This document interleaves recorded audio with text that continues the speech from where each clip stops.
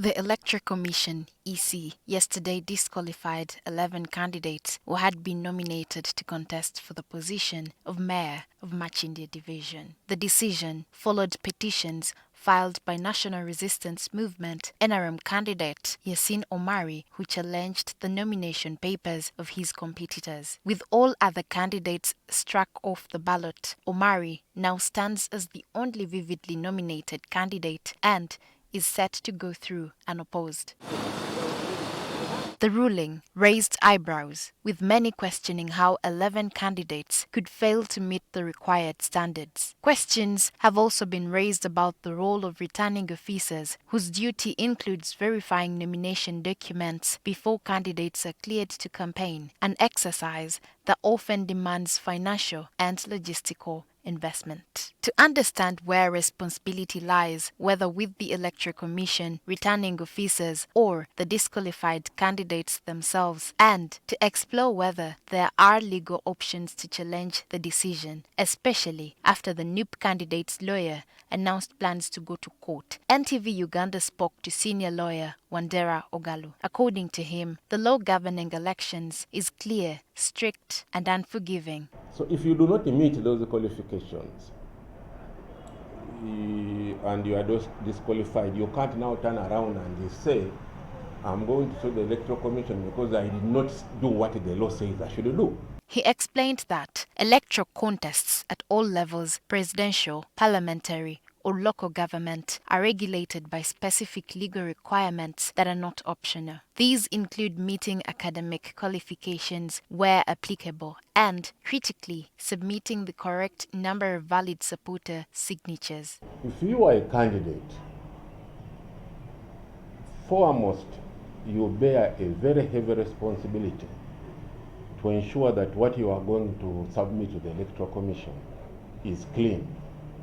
The responsibility really lies with you at the real beginning, because if you give to your campaign managers those nomination sheets and they go and just fill in the wrong information, the mistake is yours. He dismissed claims that the Electoral Commission acts on the basis of random choice, noting that once a complaint is filed, the law requires the Commission to serve the affected candidate with the petition and supporting evidence. The candidate is then given an opportunity to respond, defend their nomination papers, and present counter evidence. Only after considering both parties does the Commission make its determination. It's not as if the Electoral Commission just sits and says, disqualify this one. No.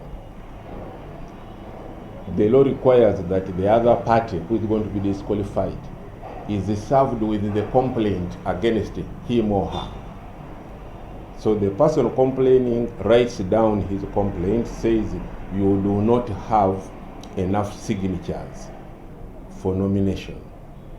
All that complaint plus evidence is given to the person who is complained against. And that person is given an opportunity to come before the Electoral Commission and contest it. Under the law, the High Court is the final authority on such disputes. If the court upholds the Electoral Commission's decision, litigation ends at that point. In the lawyer's view, blaming the Commission after exhausting this process lacks legal basis. He also rejected claims that the disqualifications were unfair because they came late in the campaign period. According to him, the nomination process allows room for correction. When the returning officer says everything is okay, go ahead and campaign, it is presumed at that stage that you have done everything properly. And if there is no complaint, you will go ahead and campaign throughout. It is the problem comes now after the returning officer has said you are okay, go and campaign. Somebody says no, the returning officer has made a mistake. Still, the lawyer acknowledged that the process can feel unfair. Some of the affected candidates had already begun campaigning after being initially cleared by returning officers, only to be disqualified later once complaints were lodged. He explained that once a complaint is formally filed, the Electoral Commission is legally bound to act even if campaigns are already underway. Ignoring such complaints would itself amount to a violation of the law. Ultimately, he placed the greatest responsibility on the candidates. He advised candidates to personally verify their supporters, including checking national IDs to confirm voter registration and residency. However, the lawyer also acknowledged the political context in which these elections are taking place, noting that today's environment is far more competitive and legally complex than in the past. He considered that technicalities are sometimes used to limit competition, making it especially difficult for opposition candidates to survive the nomination process. Do not think that these candidates don't do not try their best. The system is rigged against them.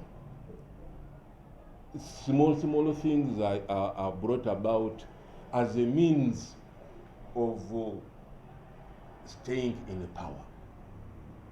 So I wouldn't really blame the candidates. I think they do all they can too, but then things keep coming up. For now, the law has taken its course, but we wait to see if any of the denominated candidates will challenge the matter in court. It is also important to note that the country heads into the polls in 9 days. Lydia Feli Akulu, NTV Tonight.